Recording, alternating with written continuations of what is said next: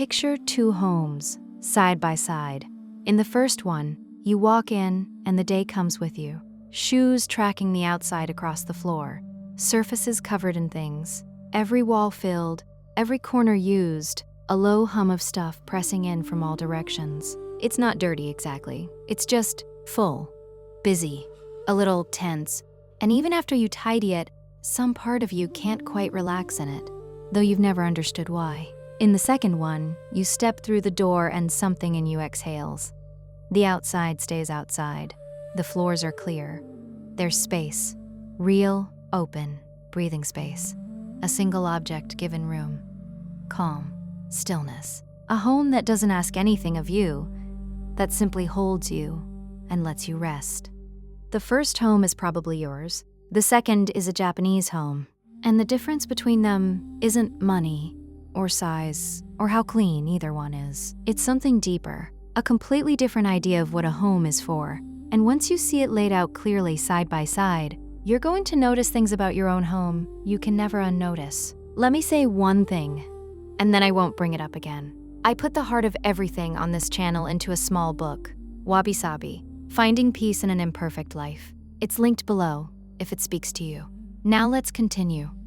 Today I'm going to walk you through that comparison, point by point, your home versus a Japanese home, and show you exactly where the two diverge, and why the Japanese side quietly produces a calm that yours may never have offered you. Some of these will sting a little, because you'll recognize your own home immediately, but every single one points to something you can actually change. Stay with me to the end, because the final difference is the deepest one.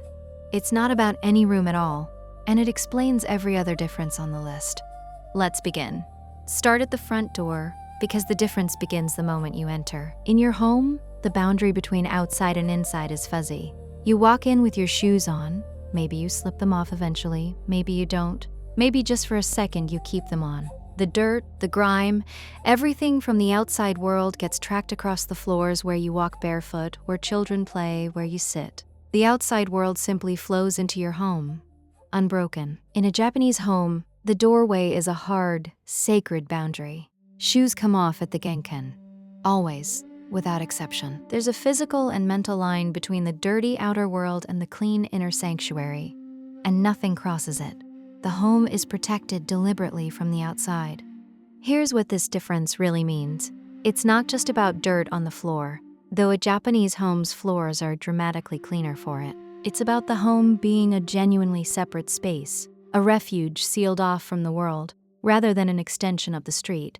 When the outside stays out, the inside can be something other than the outside. Calmer, cleaner, safer, set apart. Your home lets the world follow you in. A Japanese home makes you leave the world at the door. And there's a psychological weight to this that most people never consider. When you cross that hard boundary, when you physically stop or move your shoes and step up into the home, you're performing a small ritual of transition. You are telling your own mind, the outside is behind me now. I am somewhere different. It's a daily act of leaving the day's stress, noise, and busyness at the threshold. Your home, with its fuzzy boundary, offers no such moment. You carry the day straight in with you, unbroken, into the space where you're supposed to rest, and then wonder why it's so hard to switch off. The Japanese doorway isn't just keeping out dirt, it's keeping out the world, and giving you a clear line where the day ends and rest begins. Now look at the surfaces, the counters, the tables, the shelves. In your home, surfaces are where things live. The counter holds the appliances, the mail, the random objects. The coffee table holds the clutter of daily life. The shelves are full, the flat spaces are covered, and every horizontal surface has quietly become storage. It looks normal to you, because it's how most homes look. In a Japanese home, surfaces are kept clear. The counter is for working, then cleared. Tables hold what's being used, then nothing. Flat spaces are largely empty, on purpose. The clear surface isn't seen as wasted space waiting to be filled. It's seen as the whole point. And here's the difference it makes, which is bigger than it sounds. A covered surface is visual noise. Every object on it is something your brain quietly processes, all day long generating that low tension you can't name. A clear surface is visual rest, a place for your eye and your mind to settle. Walk into a room full of covered surfaces and you feel subtly busy. Walk into one with clear surfaces, and you feel calm. Same room, opposite feeling. And the only difference is what's sitting on the flat spaces. Look at the walls and the corners next. In your home, empty is a problem to solve. An empty wall wants a picture. An empty corner wants a plant or a piece of furniture. An empty space feels unfinished, so you fill it. Until every wall has something on it, every corner is used, and the room is complete. This feels like good decorating. It feels like making the most of the space. In a Japanese home, empty space is protected, not filled. There's a concept, ma, that treats emptiness as a presence in its own right.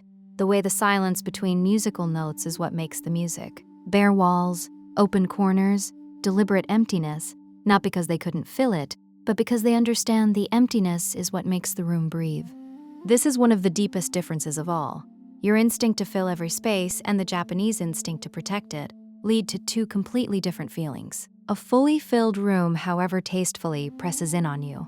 There's nowhere for the eye or the mind to rest. A room with breathing space feels open, light, calm. The emptiness you are taught to eliminate is the very thing that would have made your home feel peaceful. Here's a difference that runs through the whole home. How much is in it? In your home, stuff has accumulated, not through any decision.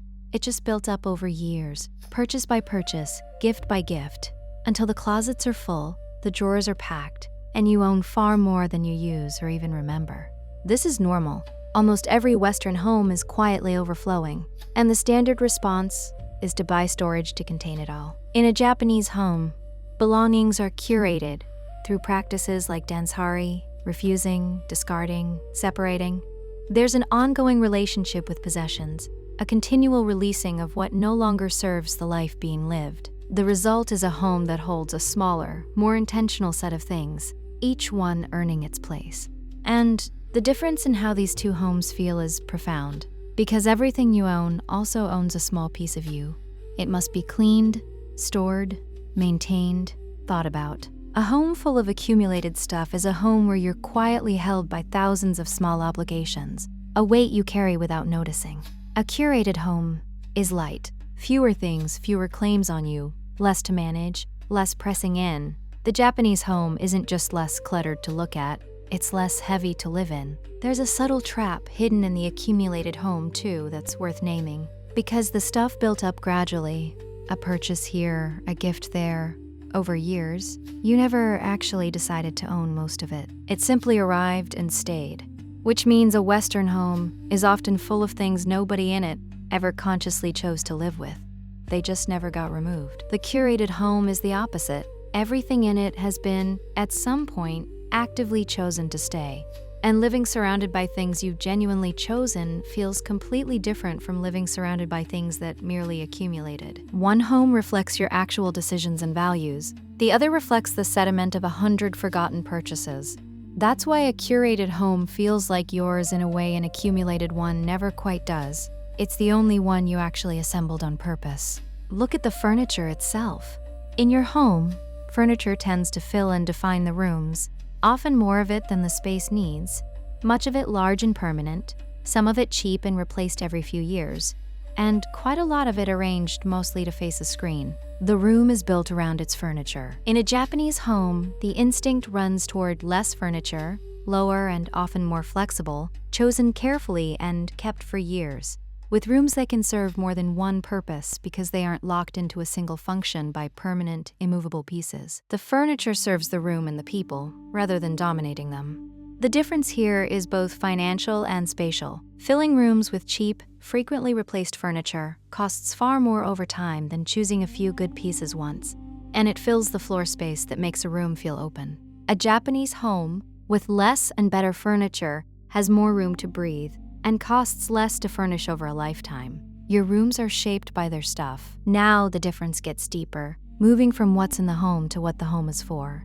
In your home, and be honest here, part of the purpose is display. The rooms are arranged partly to be seen, to reflect your taste and success, to look right to guests and to yourself. Even relaxation spaces are curated for an imagined audience. The home is, in part, a performance of who you are. In a Japanese home, the leading purpose is rest and restoration.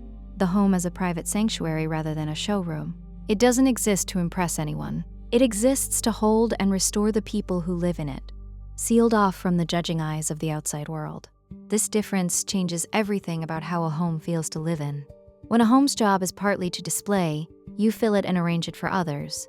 And some part of you is always maintaining the performance, which is quietly exhausting.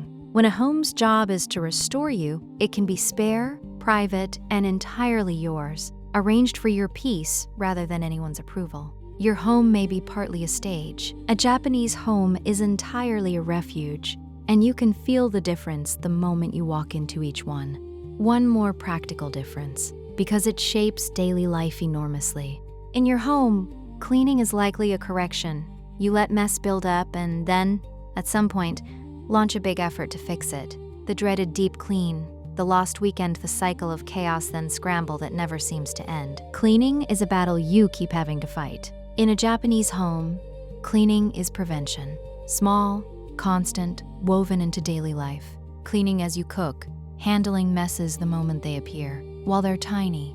Resetting the space each day so it never drifts into disaster. The mess is never allowed to build up, so the big battle never becomes necessary. The difference is night and day in lived experience. Your way means the home swings between clean and chaotic, and cleaning is a heavy, dreaded event. The Japanese way means the home simply stays clean, effortlessly, because nothing was ever allowed to accumulate, and the exhausting deep clean quietly disappears because there's never anything for it to fix. One home fights mess after it wins. The other prevents it from ever taking hold. Here it is, the final difference, the one that explains all the others. And it isn't about any room at all.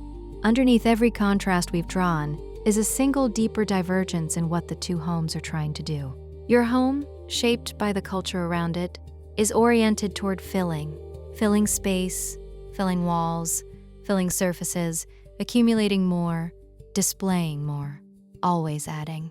The unspoken belief is that more is better, that a full home is a rich and successful one, that the answer to almost anything is to add something. A Japanese home is oriented toward the opposite, toward making room by keeping the outside out, by clearing surfaces, by protecting emptiness, by owning less, by refusing to fill every space. Its guiding belief is that the space itself, the emptiness, the calm, the room to breathe, is the valuable thing, and that a home's job is to create it, not eliminate it. This is the difference that will genuinely stop you, if you let it, because it means the low tension you feel in your own home isn't a cleaning problem or a decorating problem. It's the natural result of a home built around filling, and no amount of tidying or buying or organizing will fix it, because filling is the very thing causing it. The calm of a Japanese home isn't something they achieved by adding the right things. It's something they revealed by making room. And that means the peace you've been chasing in your own home was never going to come from adding more. It was always going to come from making room, the one thing you were never taught to do. So let's bring it together. Your home versus a Japanese home. The outside comes in versus stays out. Surfaces covered versus clear. Walls filled versus breathing. Stuff accumulated versus curated. Furniture dominating versus the home as display versus as rest. Cleaning as correction versus prevention. And underneath it all, a life of filling versus a life of making room. Here's the genuinely hopeful part. Every single one of these differences is a choice, and every one is available to you. You don't need a Japanese house or a renovation, or any money at all. You need only to start moving, in your own home, from filling toward making room. Take the shoes off at the door, and keep the world out. Clear one surface, and leave it clear. Protect one empty space instead of filling it. Release a few things you don't use. Choose rest over display in one room. Prevent one mess instead of correcting it. Each of these is a small step from the first home toward the second, from the full, tense home you've always known toward the calm, breathing one you felt when you imagined walking into that Japanese space. You can't change everything overnight, but you can start tonight with one surface, one empty space, one small act of making room instead of filling. And slowly, your home can become the second one, not through anything you add, but through what you finally have the wisdom to leave out. Now, I'd genuinely like to hear from you. As you pictured these two homes side by side, which differences hit closest to home for you?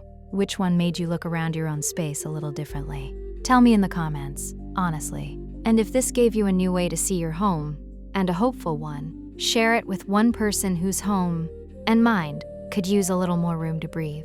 I'll see you in the next one.